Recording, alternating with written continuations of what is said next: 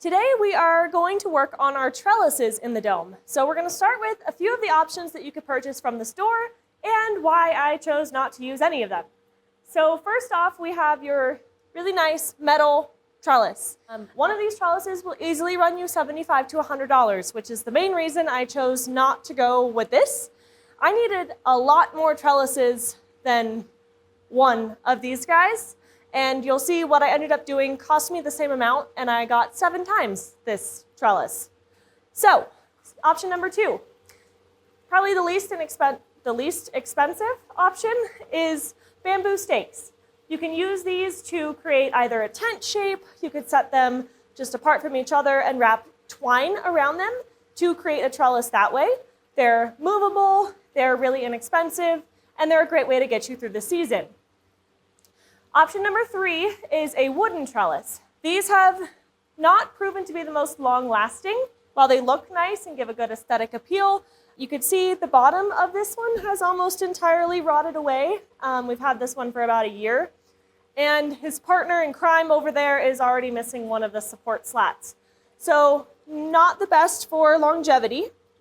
So what we've opted to do is use cattle panel. So we're going to head over to the grape tunnel so I can show you what we did there, and then we'll be placing the other cattle panel trellises throughout the greenhouse. So let's go. So here we are at the grape tunnel. As you can see, we have a new addition, which is what I'm calling the roof, even though it's not much of a roof at all. We've taken an 8-foot section of cattle panel, cut it down to size with a grinder, and I have spray painted it. Did I spray paint the whole thing? No, because nobody's ever going to see the top. And I am going to attach this to the trellis using some baling wire. I did have to make some adjustments to my trellis, which I've chosen to do on the perimeter since I don't have anything planted here. Would it have been better to figure all of this out before I started planting things? Yes. Is that any fun? No. Okay, excuse me, sir. Thank you. Actually, I'm going to make you go up here. You start making the tunnel. So I have my little piece of baling wire, and I am going to hope it's long enough. And it's not exactly, but that's okay. Give it a little twist. That's really all we need. Just want to make sure this isn't going to fall on somebody's head. There we go. I'll do that about 4 more times. Because the cattle panel most often comes in 16-foot lengths, we opted to purchase 2 16-foot by 50-inch panels. What this allowed us to do was cover the top of our grape tunnel, as well as create 6 additional trellises for throughout the greenhouse. What's really nice about this material is that you can customize it. You can cut it down to exactly the sizes and specifications that you'd like. So we had no wasted material here. I have one short little trellis here in the center bed. I'll probably end up using this for beans in the summertime and then peas in the winter. I have 2 more narrow, tall trellises by all of the guava trees. And then I have 3 larger panels. This is one of our larger panels. I think this is the biggest one that we have. But important thing to note when you're cutting these, make sure when you're cutting it, you make the bottom have spikes, so this will help stick into your soil.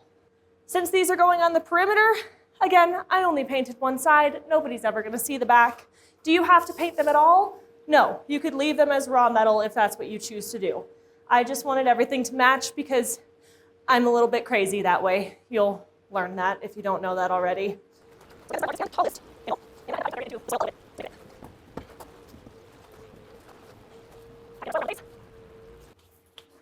We could attach this to the strut just to, excuse me, Dave, you're in my shot, just to make it a little bit more secure, but for what we're going to have trellising on this right now, which is primarily beans and cucumbers, it'll be just fine. All right, starting at our grape tunnel, which will hopefully tunnel soon. We've got this trellis. We've got one directly to the south with Dramatic Dave. We've got one to the southeast. We have one in the central bed on the eastern side, and we have another one pretty much due east in the dome. Here on the west side of the dome, we have the 3 guava trees. Eventually, these will get nice and big, create really great shade for the greenhouse in the summer. For right now, they are a little bit small, and that's just fine. So I've placed 2 trellises in between them. That way we could create some vining shade in here. I am not sure exactly where I want to place my crops yet. That's one of the reasons I wanted to get the trellises in place, so I knew what kind of a space I had to work with. And I do know that I want to get some beans planted today, so we're going to do that first. Shelby from the future here to explain that I am a silly goose and forgot to turn my microphone on for this clip. All I'm explaining here is that I soaked these beans overnight, but I didn't get to planting them the next day like I had hoped. So I then took them out of the water, placed them on a paper towel, and put that paper towel in a Ziploc bag. They did germinate on that second night, so this is technically day 3. I then proceeded to drop the bag of beans on the floor, so I now have to sort through them and figure out which beans are which, and then poke some holes in the soil and get them planted. That's all. Okay, bye. So today we're going to be working on transplanting some of the seeds that we already started in our trays, and we're also going to be direct sowing some things like chives and carrots. Are all of these entirely ready to be transplanted? No, not according to the right way of gardening. They don't have their true leaves yet, but I'm really eager to get stuff planted in these garden beds, so we're going to do it anyways. The first thing that I've done to prepare for planting these garden beds is consulted our planting planner. We have this available to download for free on our website, and there's lots of good information in here about planting schedules, different considerations and things, and there's also some diagrams in the back so that you can trace out your growing dome and the layout of your beds and figure out where you want to plant what crops. So, over here in the guava section, we are going to do lemon cucumbers on one trellis, pickling cucumbers on another trellis. According to the internet, this is either going to be really great or really bad. There was conflicting reports as to whether cucumbers and guavas are compatible, so we'll see. It's a bit of an experiment. We're also going to put a borage right behind the door to help attract pollinators into the greenhouse. We always recommend having some flowers near any kind of an entrance that you have, whether that be a vent, a pollinator window, a door. Having flowers is always a great idea. And then we're going to mix some marigolds in. Marigolds are great for pest deterrent. And then we've also got chives, which will also help deter pests. And we're going to do a little line of mesclun mix right in the front row here, just because I have it, and we want to get these nice and full. So we're going to get started on that, and you guys can just watch me do it.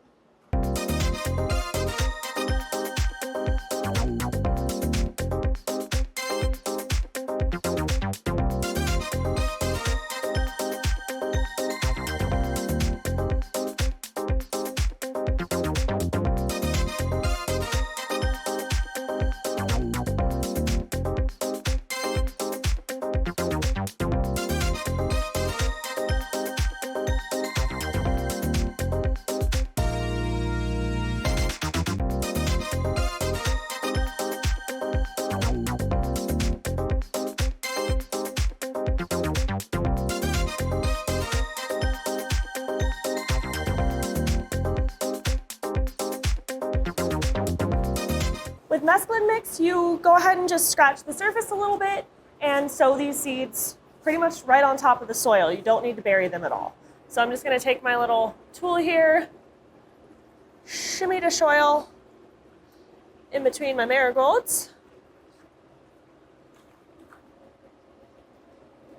And we'll go ahead and plant this whole packet. Maybe if I could open it.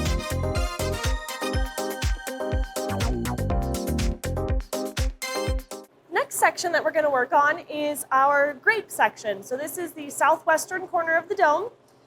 Some of the companion plants that work well with grapes include cucumbers, basil. We're going to also do some nasturtiums, and I'm also going to work some kale in over here. So the nasturtiums I'm going to plant on the interior section of these trellises. Again, we're close to the door, so that'll help attract pollinators, and they should also climb the trellis along with the grapes. And then on the opposite side, we're going to do cucumbers on the perimeter bed, again, so they could trellis up.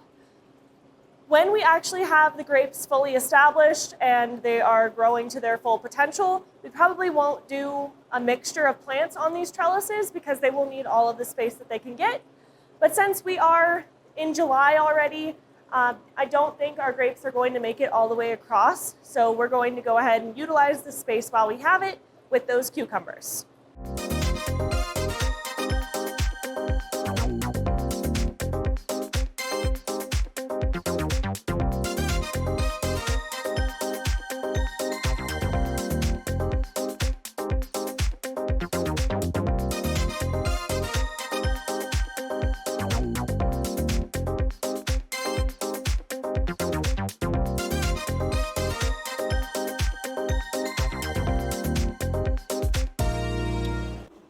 Put some, maybe a Cosmo or two here because they'll be tall. And then we'll do basil on the inside, kale on the outside is what I'm thinking at the moment.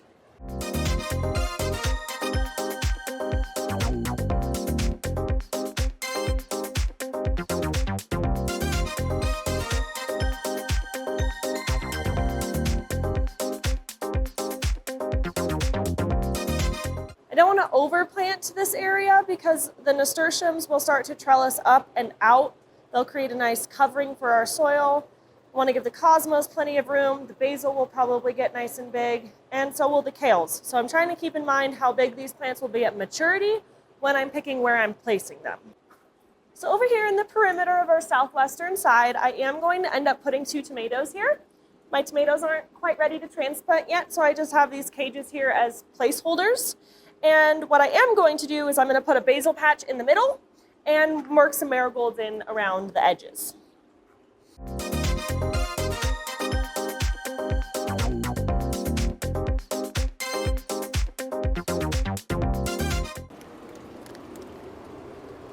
I like to mix in as many flowers as I can just because I like the way that flowers look in a garden. And again, pollinators. We want them to come in and be happy.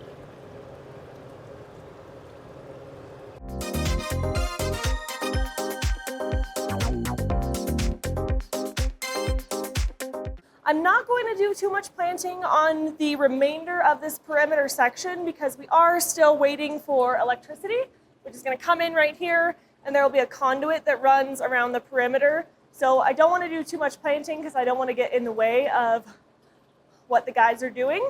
So we're going to move on to the central bed and finish out planting that section. So here on the south central side of the center bed, say that 3 times fast, I did put in 1 existing trellis that we already had just because I ran out of space for all of my cucumbers, but I'm going to put pickling cucumbers on this tall one, and we'll put some lemon cucumbers on the shorter trellis that we have on the eastern central side. I'm also going to be putting in some Swiss chard, kale, and whatever else I have left here.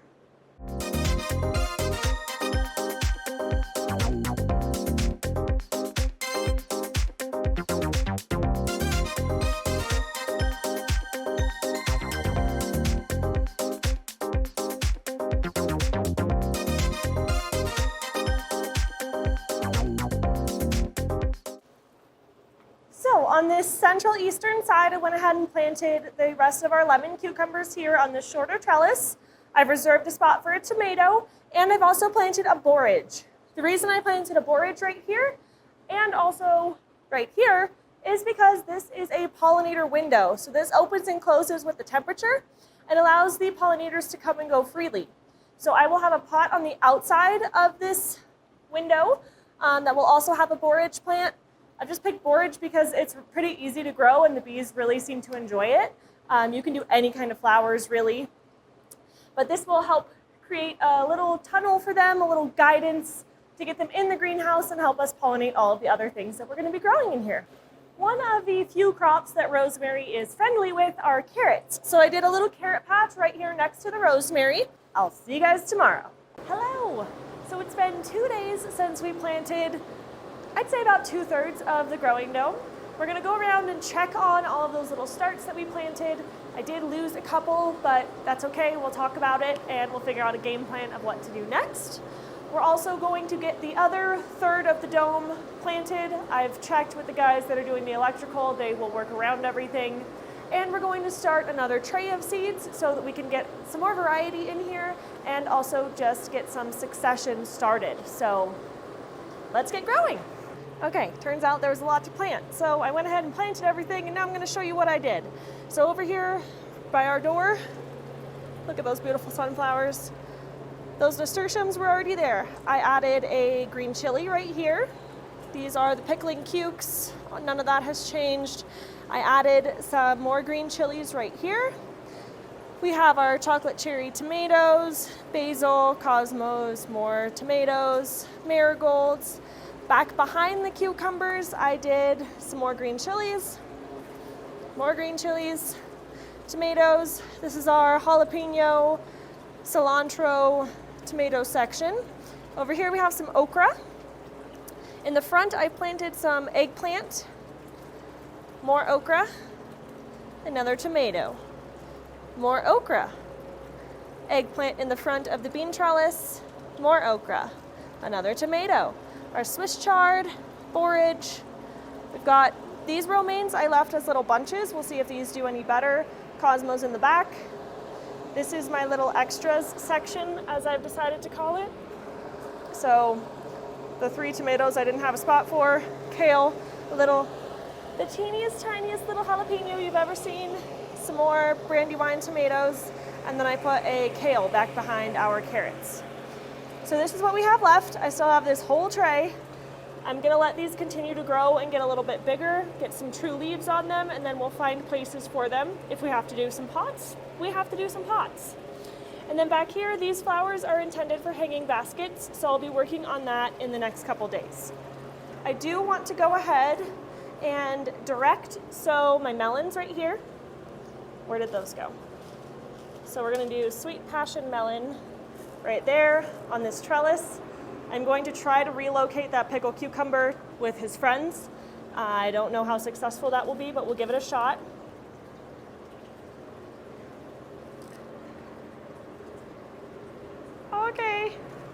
Okay, so I think what I've decided to do is I'll do 2 seeds for our melons on each side. It says 18 inches apart, but we're gonna do that instead. And then I'm going to do just 1 zucchini here. Now these seeds do say that they expired in 2016, so we're just gonna see what happens.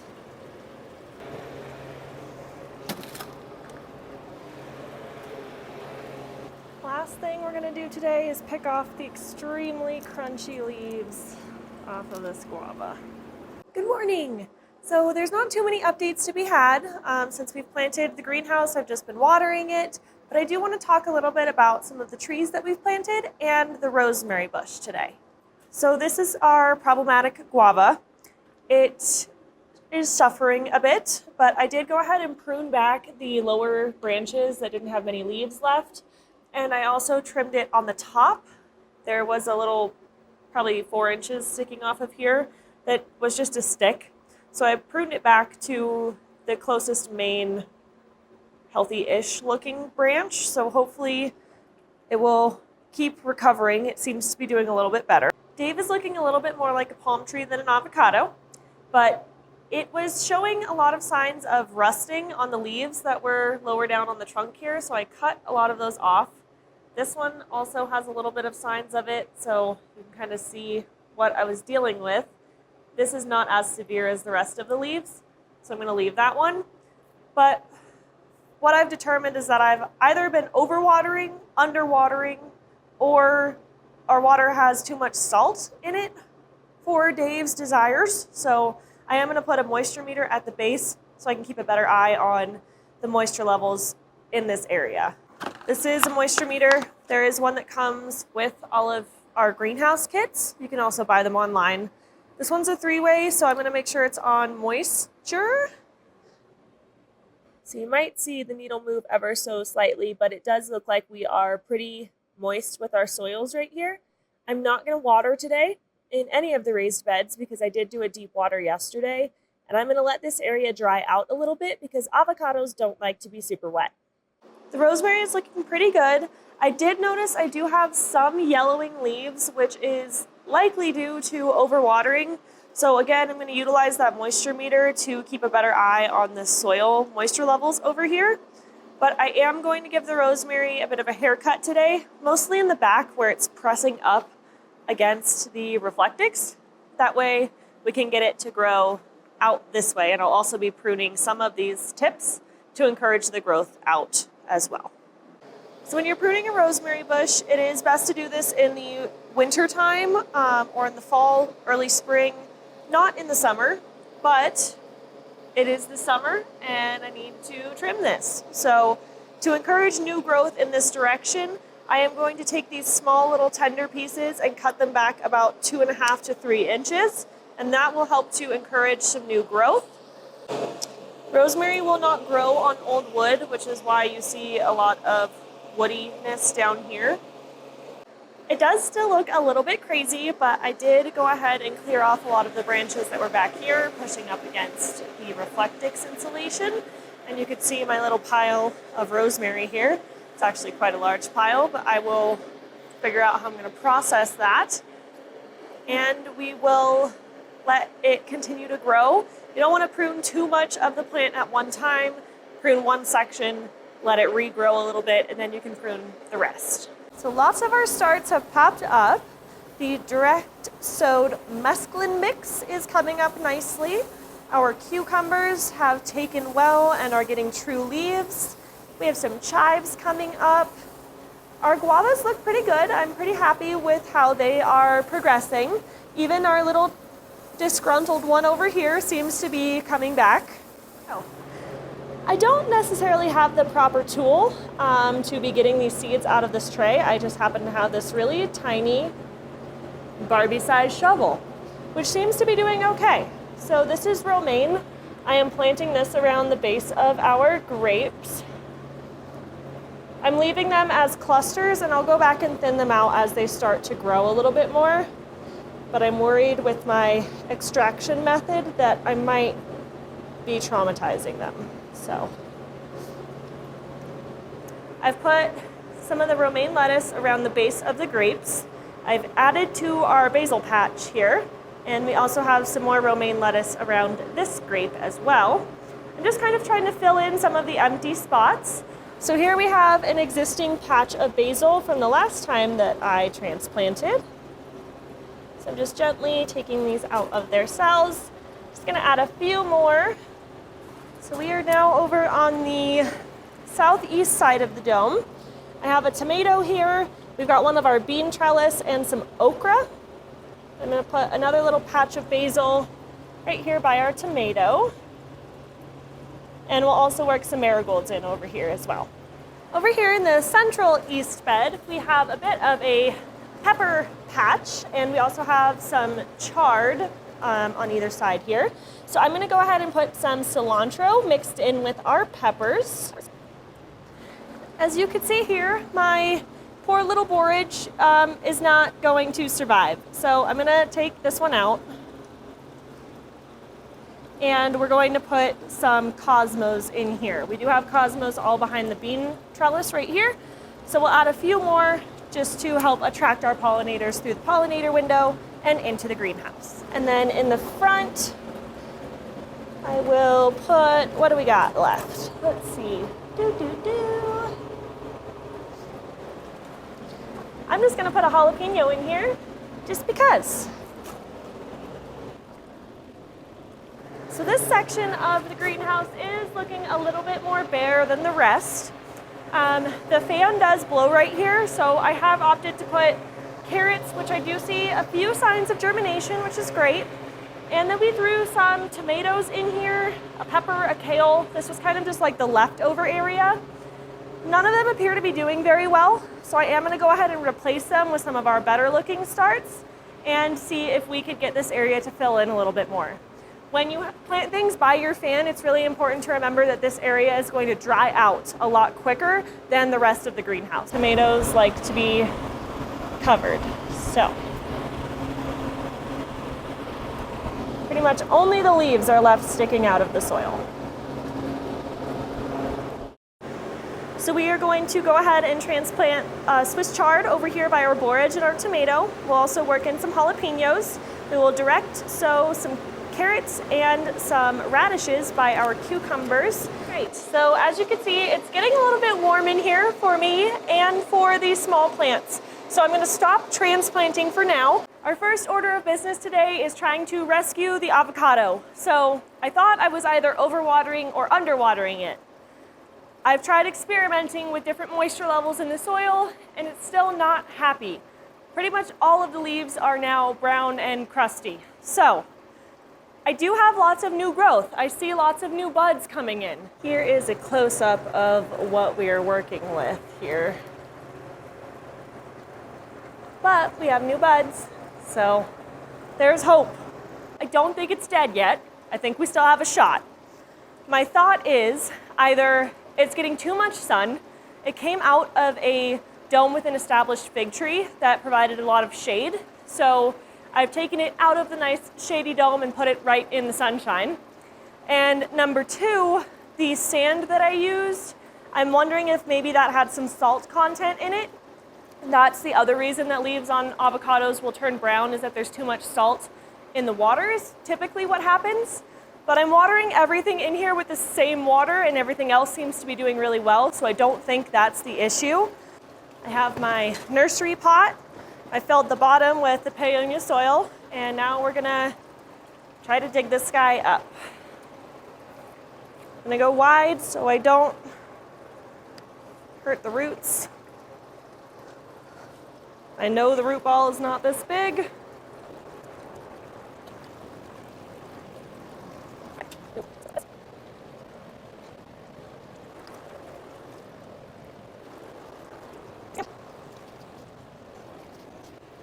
Okay. I'm gonna go get some fresh paella soil, top this off, and we're gonna put this in the corner by our pond where it'll get some shade from the reflectix. But we'll keep it right over here in the shade. I'm not gonna take any of the dead leaves off yet. I'm gonna let it acclimate to its new house first. And I put it in this avocado colored pot to make it feel more at home. Now I'm gonna dig down and remove as much of the sand out of here as I can.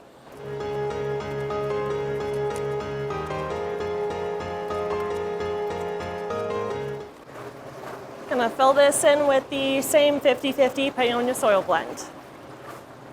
Unfortunately for me and my perfectionist tendencies, I am out of green tomato cages, so this will do. Gonna go with a chocolate cherry here to replace our avocado.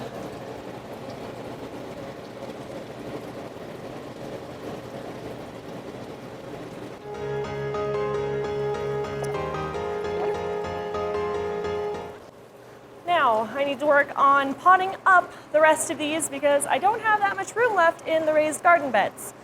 Now, for these two longer planters, I'm gonna do cucumbers in these as well, just because I have so many of them.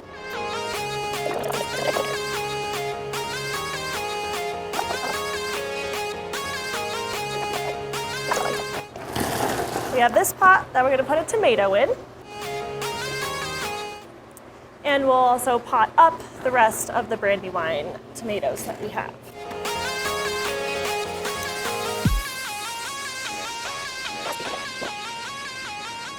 I'm tired now. So these are gonna go over with the rest of our seedlings on the east side of the dome by the pond. And these will go back over there as well. I'll give these a good water and we will get back to it tomorrow. My seed starting area is looking a little bit crowded and I have some more things that I want to start, so I need to make a little bit more room, which is why we're going to turn that box into, that's better. Next up, we're going to do our hanging baskets. So I have cocoa core baskets that I'm going to fill with our petunias, alyssums, pansies, and violas. I'm going to go ahead and get these liners wet and then go ahead and fill them with soil, water the soil so it's nice and moist, and we'll get these planted. And then the feverfew is going to go in these longer planting boxes because it does get pretty tall. We do have an eye bolt to hub hanging kit that comes with every growing dome kit, or you can also just hang them off of the top of the hub. As long as your basket is not exceeding 20 pounds, you should have no issue either way. My final review of the experimental seed tray. Did it work? Yes.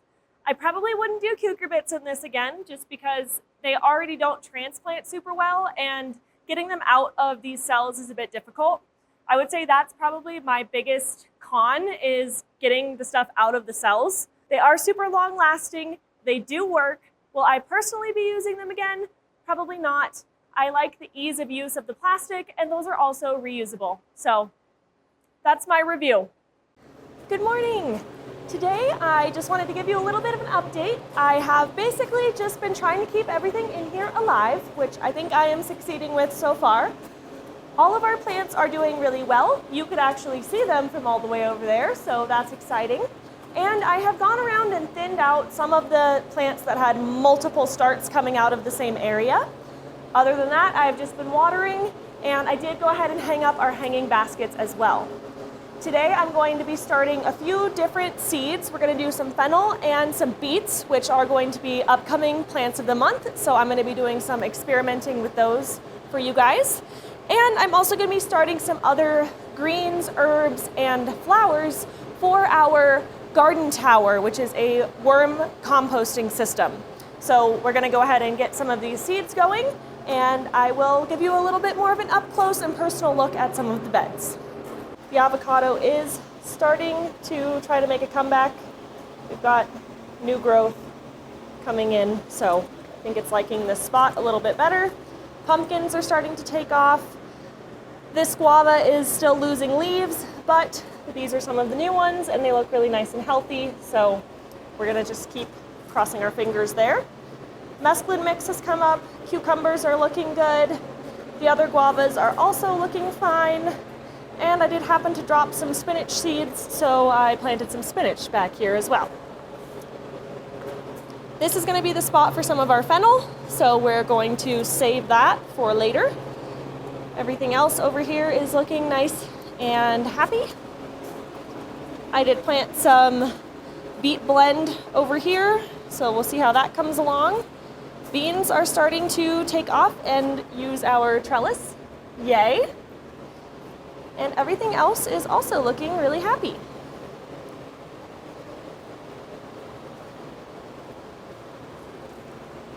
This was one of our 2016 yellow squash.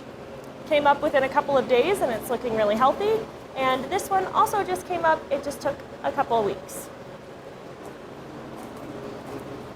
I also direct sowed some beets right here, so I will be watering those, and we'll see how long those take. I did switch up the watering schedule, so we are watering in the evenings now to help avoid leaf burn since it is getting really hot during the day.